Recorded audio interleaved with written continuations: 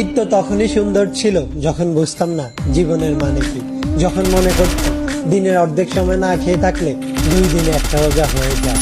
ঈদ তো তখনই সুন্দর ছিল যখন রোজা না রেখে সবার আগে ইফতার টেবিলের সামনে হাজির হতাম আর সবার আগে ইফতারি খাওয়া শুরু করতাম। ঈদ তো তখনই সুন্দর ছিল যখন ঈদের নতুন জামা কাপড় কিনে দেওয়ার জন্য আব্বুর কাছে কান্নাকাটি করতাম আর মনে করতাম কেউ ঈদের নতুন জামা কাপড় দেখে ফেললেই হয়তো ঈদ শেষ হয়ে যাবে। ঈদ তো তখনই সুন্দর ছিল যখন অন্য সবাই ঈদের জামা কাপড় দেখে ফেলার ভয় আলমারিতে অতি গোপনে লুকিয়ে রাখতাম।